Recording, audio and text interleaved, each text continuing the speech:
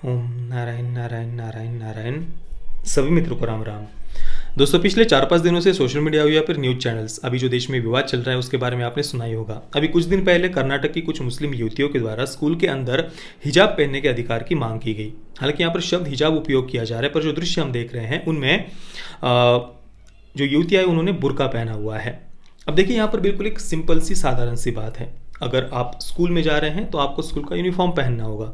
इसमें इतना विवाद किया सोचने की कौन सी बात है, पता नहीं।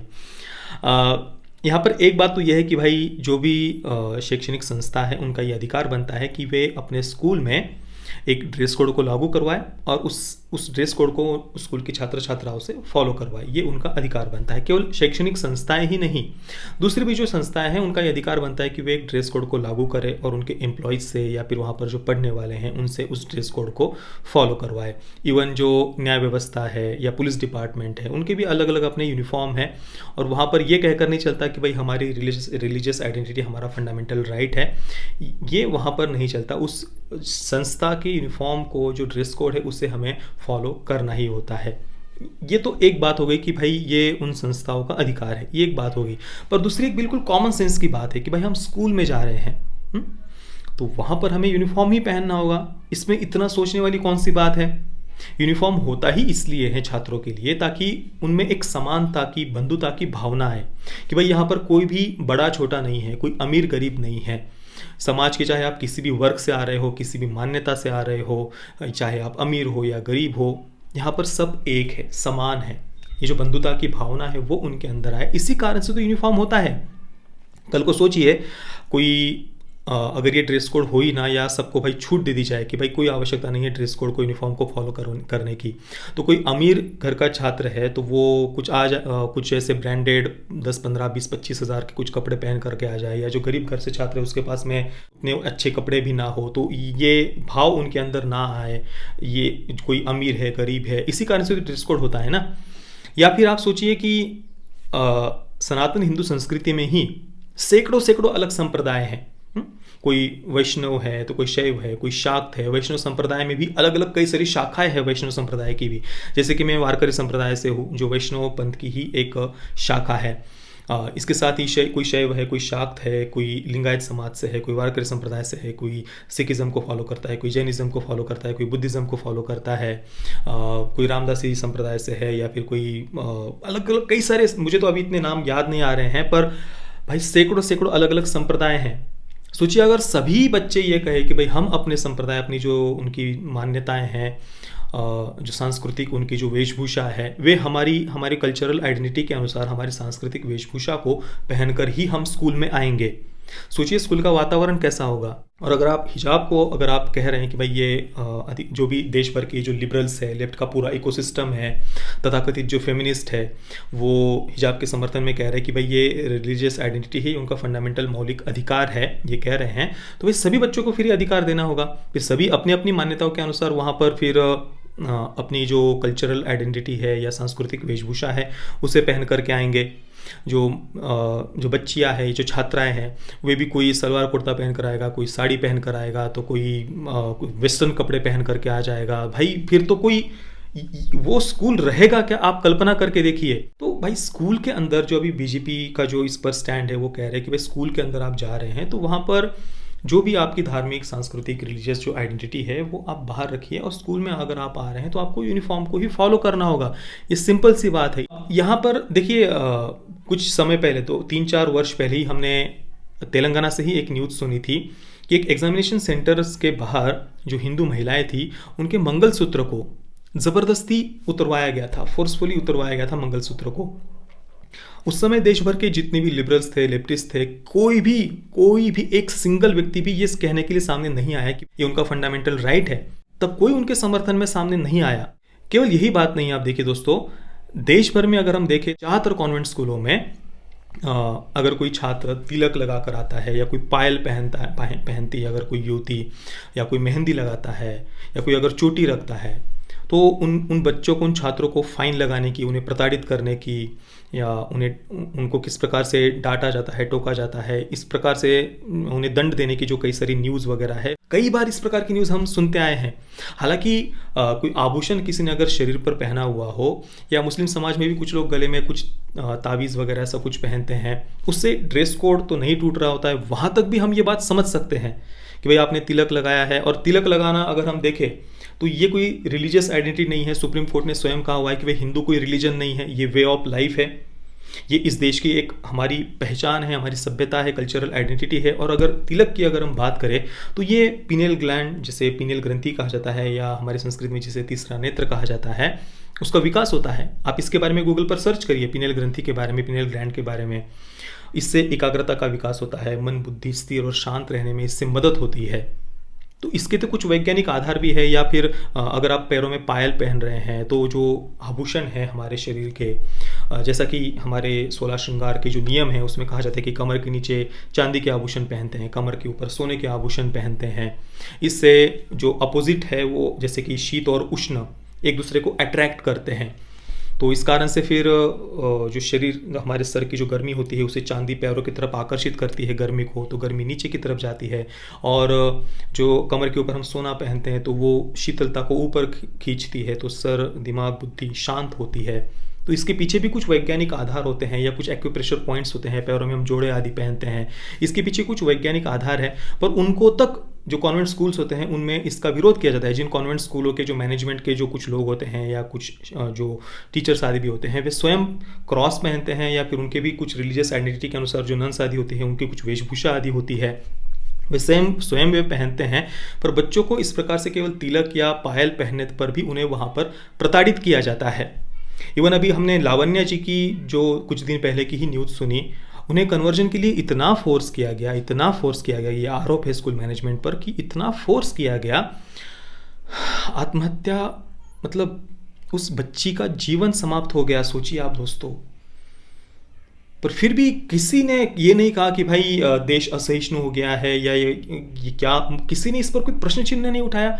सोशल मीडिया पर थोड़ी बहुत जब लोगों ने इस पर न्याय की मांग की, तब कहीं कहीं पर किसी न्यूज़ चैनल पर थोड़ी बहुत देर के लिए न्यूज़ अगर थोड़ी बहुत हमें देखने को मिल गई, पर ये कोई नेशनल इशू बना नहीं। इवन बीजेपी ने तक इसको कोई इस मुद्दे को उन्होंने न्याय के लिए ढंग से कहीं पर मांग की हो, या देश के सामने इसे एक नेशनल इशू की तरह प्रेजेंट किया हो, इस न्याय की खुलकर मांग की हो। ये हमने बीजेपी से भी हमें खुलकर ये बातें देखने को नहीं मिली। ये बात सबसे ज़्यादा दुखद है। अभी कुछ ही दिन पहले किशन भारवाड़ जी, उनकी भी बस एक सोशल मीडिया पोस्ट के कारण कमलेश तिवारी जी की तरह उनकी हत्या कर दी गई। फिर भी किसी ने नहीं कहा कि भाई देश असहिष्णु हो गया, इंटॉलरेंट हो गया। अभी हिजाब की ये जो मांग की जा रही है, इसके बाद हम देख रहे हैं कि एक वीडियो हम देख रहे हैं सोशल मीडिया पर, जिसे मीडिया चैनल्स हो या फिर सोशल मीडिया पर भी जो तथाकथित लिबरल्स है, लेफ्ट का इकोसिस्टम है, तथाकथित बुद्धिजीवी है, वो उस वीडियो को शेयर कर करके ये कह रहे हैं कि भारत काफ़ी असहिष्णु हो गया है। उस वीडियो में हम देख रहे हैं कि एक पहले से ही कैमरा वगैरह कोई शूट कर रहा है, एक युवती आती है स्कूटी के ऊपर, वो स्कूटी पार्क कर रही है, पहले से वीडियो शूट हो रहा है, जो मेरे अनुसार तो स्टेज लग रहा था देखने से। तो वो युवती आती है, कुछ बच्चे वहाँ पर थे, भगवा गमछा उन्होंने पहना हुआ था, वे वहाँ पर जय श्री राम का नारा लगाते हैं, और ये युवती वहाँ पर अल्लाह अकबर का नारा लगाती है।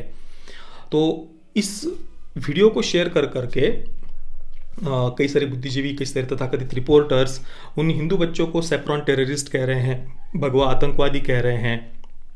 हालांकि वे बस वहाँ पर जय श्री राम का उन्होंने जोर से नारा लगाया था। और इस बात को लेकर वे पूरे विश्व के सामने भारत कितना असहिष्णु है, इंटॉलरेंट है, कुछ लोगों ने तो कहा भाई गृहयुद्ध की तरफ भारत जा रहा है, इस प्रकार की बातें कही गई। पर कुछ दिन पहले लावण्या जी, उन्हें इतना प्रताड़ित किया गया कन्वर्जन के लिए, ये पर फिर भी किसी ने इस पर बात की हो, या किसी को वो असहिष्णुता नहीं लगी। एक बच्ची का जीवन समाप्त हो गया। केवल लावण्या जी की बात नहीं है, अभी 2.5-3 वर्ष पहले ही हैप्पी डेबरमा, उनके बारे में भी वीडियो बनाया हुआ है मैंने। कॉन्वेंट स्कूल में ही वो पढ़ रहे थे। स्कूल मैनेजमेंट पर आरोप है कि उन्हें इतना प्रताड़ित किया गया, इतना मारा गया कि इंटरनल इंजरीज के कारण उस 14 वर्ष के बच्चे की मृत्यु हो गई। उसी स्कूल मैनेजमेंट पर ये आरोप है, उसके एक वर्ष पहले एक और बच्ची ने वहाँ पर आत्महत्या की हुई थी। इसी कारण से कन्वर्जन के लिए उन्हें फोर्स किया गया था। हैप्पी डेबरमा को भी कन्वर्जन के लिए फोर्स किया गया था। फिर भी किसी को ये असहिष्णुता या इस पर किसी नेशनल मीडिया ने बात की हो, डिबेट्स किए हो, ये कोई नेशनल इशू बना हो। नेशनल इशू छोड़िए, सोशल मीडिया पर भी कुछ खास इसके बारे में हमें चर्चा नहीं देखने को मिली।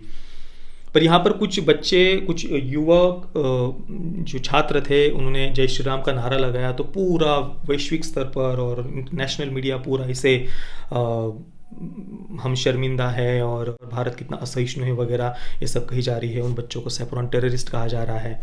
इसी समय, अभी इसी कंट्रोवर्सी के समय जो भगवा गमछा पहने हुए छात्र थे, उन पर भी पथराव की भी वीडियो सामने आई, वो भी हमने देखा। उस पर कोई बात नहीं कर रहा। और यहाँ पर देखिए, ये रिलीजियस आइडेंटिटी की बात है ही नहीं। आप स्कूल में जा रहे हैं तो आपको वहाँ पर स्कूल का यूनिफॉर्म फॉलो करना ही होगा। और प्रियंका वाड्रा, उनका वक्तव्य मैंने सुना कि भाई ये महिलाओं की पर्सनल चॉइस है कि वे बिकिनी पहने या फिर हिजाब पहने या फिर घूंघट पहने। सबसे पहली बात, भाई बिकिनी और घूंघट पहनकर कौन स्कूल में जाता है? ये विषय किस बात का है और वो क्या, मतलब किसी ने मना किया है किसी को बिकिनी पहनने से, फिर हिजाब पहनने से? किसी ने किसी को मना नहीं किया हुआ। पर ये विषय किस बात का है? वहाँ पर क्या, इस पर किस प्रकार से इस इशू को बढ़ावा दिया जा रहा है? कितनी हास्यास्पद बातें हैं ये सब। और देखिए, अभी कर्नाटका के शिक्षा मंत्री बीसी नागी जी ने इस पर कहा है कि ये जो पूरा विवाद ये जो खड़ा किया गया है, इसका आरोप उन्होंने कैंपस फ्रंट ऑफ इंडिया पर लगाया है। Campus front of India, popular front of India, इस इस्लामिक ऑर्गेनाइजेशन की जो राजनीतिक शाखा है एसडीपीआई, उससे जुड़ा हुआ एक छात्र संगठन है कैंपस फ्रंट ऑफ इंडिया। और इस पर बीसी नागी जी ने आरोप लगाया है इस पूरे विवाद के पीछे का। इसके साथ ही राष्ट्रीय बाल अधिकार संरक्षण आयोग यानी एनसीपीसीआर के जो प्रमुख हैं प्रियांक कुनुगु, उन्होंने दारुल उलूम देवबंद पर इस पूरे मामले को बढ़ावा देने का आरोप लगाया है, उन्हें इसके लिए जिम्मेदार बताया है। उन्होंने कहा कि भारत में दारुल उलूम ये इस्लामिक मदरसा मुस्लिम महिलाओं को यूनिफॉर्म नहीं पहनने के लिए कह रहा है और वे इस मामले को बढ़ावा देने के लिए जिम्मेदार है। जो लोग छात्रों को भड़का रहे हैं वे देश की प्रगति के विरुद्ध है। हमने इन घटनाओं को रोकने के लिए दारुल उलूम देवबंद को नोटिस जारी किया है। ये राष्ट्रीय बाल अधिकार संरक्षण आयोग के प्रमुख प्रियांक कुनुगु जी ने कहा है। और दोस्तों, विश्वास करिए, अभी 7 दिन पहले ही मैं मन में विचार कर रहा था कि भाई यूपी इलेक्शन इतने पास में आ गए हैं, कुछ ही दिन बचे हुए हैं, पर फिर भी ये लेफ्ट का इकोसिस्टम इतना शांत कैसे है। मैं जस्ट 7 दिन पहले ये विचार कर रहा था, क्योंकि देखिए पिछले 6, 7, 8 वर्षों का अगर हम देखें ना इनका पैटर्न, तो हर इलेक्शन से पहले इन्होंने किसी न किसी प्रकार से देश को अंदर से अशांत करने का प्रयास किया है। इवन 2014 के इलेक्शन से पहले भी चर्च पर हमलों की कुछ झूठी खबरें फैलाकर इन्होंने पूरे देश को असहिष्णु दिखाने का प्रयास किया था। इसके बाद भी समय समय पर अलग अलग राज्यों में किस प्रकार के हिंसक आंदोलनों को इन्होंने बढ़ावा दिया, ये भी हमने देखा। उनको लेकर क्या क्या बातें कही गई, ये अभी भी आप सोशल प्लेटफॉर्म पर अवेलेबल ये देख सकते हैं। देश को असहिष्णु कहा गया, इंटॉलरेंट कहा गया, लिंचिस्तान सिद्ध करने का प्रयास किया गया, कुछ सिलेक्टिव खबरों को उठाकर, कुछ सिलेक्टिव आपराधिक घटनाओं को उठाकर इन्होंने पूरा इंटरनेशनल मीडिया का उपयोग करके अंतर्राष्ट्रीय स्तर पर भारत कितना असहिष्णु है ये दिखाने का उन्होंने प्रयास किया। ये हम पिछले 7-8 वर्षों से हर इलेक्शन से पहले देखते आ रहे थे। तो मैं तो यही विचार कर रहा था कि भाई यूपी इलेक्शन इतने पास में आ गए, फिर भी लेफ्ट को इकोसिस्टम इतना शांत कैसे है। और अभी हम देख रहे हैं कि वे किस प्रकार से इस पूरे मुद्दे का उपयोग कर रहे हैं। और देखिए, अभी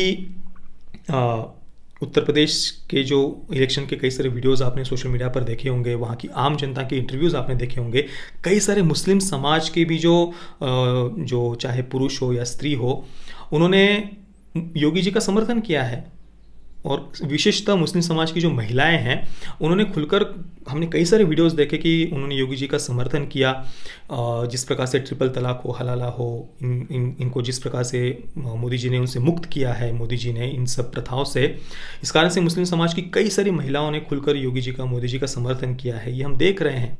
और मेरे अनुसार शायद इसी कारण से ये मुस्लिम समाज के कई सारे लोग जो बीजेपी के अभी समर्थन में आ रहे हैं, उस कारण से ये एक पूरा इशू उन्होंने खड़ा किया है, बस ये दिखाने के लिए कि भाई जो मुस्लिम समाज है उनके मन में, उनके सामने ये दिखाने के लिए कि बीजेपी शासित राज्य जो है कर्नाटका, वहाँ पर किस प्रकार से ये हिजाब पर आपकी आइडेंटिटी, आपकी जो पहचान है उस पर बंदी लगाई जा रही है।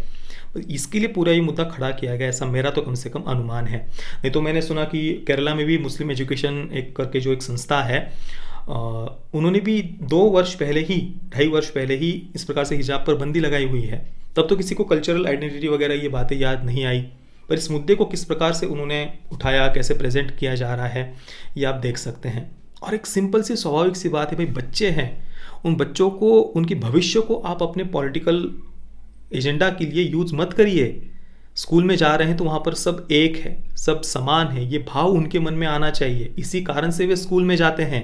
और दोस्तों, इस पूरे मुद्दे में सबसे बड़ी हिपोक्रेसी, सबसे बड़ा दोगलापन अगर किसी का सामने आया है तो वो है तथाकथित फेमिनिस्ट का और बॉलीवुड का। देखिए, हमारे देश की जो तथाकथित फेमिनिस्ट है, वे दशकों से देश के युवाओं को, युवतियों को ये बताते आए हैं कि भाई जो 16 श्रृंगार है वो पेट्रियार्की का प्रतीक है। 16 श्रृंगार 16 श्रृंगार को ये पेट्रियार्की का प्रतीक बताते हैं।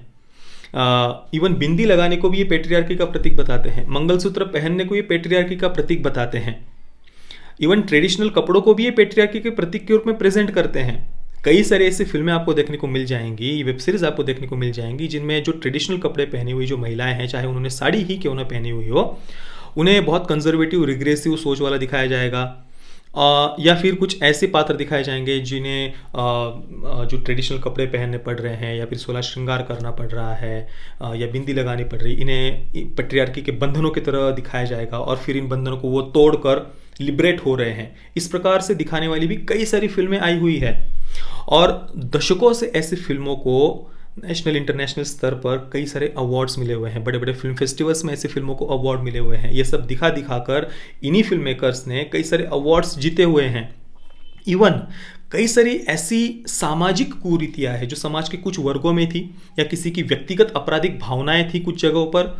ऐसी व्यक्तिगत आपराधिक भावनाओं को या फिर कुछ सामाजिक कुरीतियों को इन्होंने धार्मिक कुरीतियों की तरह प्रेजेंट किया, उन्हें जबरदस्ती हिंदू संस्कृति के साथ में जोड़ा, जिन कुरीतियों का सनातन हिंदू संस्कृति से दूर दूर तक भी कोई कनेक्शन नहीं है, जिनका हमारे किसी भी ग्रंथ में, किसी भी शास्त्र में, कहीं पर वेदों में या उपनिषदों में कहीं पर भी जिनका कोई उल्लेख नहीं है, ऐसी बातों को भी इन्होंने जबरदस्ती हिंदू संस्कृति के साथ में जोड़ा। और यही सब बातें दिखा दिखाकर इन्होंने देश की युवा पीढ़ी के सामने हमेशा से ही हिंदू संस्कृति कितनी टॉक्सिक, पेट्रियार्कल सोच वाली है, कितनी रिग्रेसिव है, कितनी कंजर्वेटिव सोच वाले हैं, कितनी ऑर्थोडॉक्स विचारों वाली होती है सनातन हिंदू संस्कृति, यही बातें ये दशकों से देश की युवा पीढ़ी के सामने दिखाते आए हैं।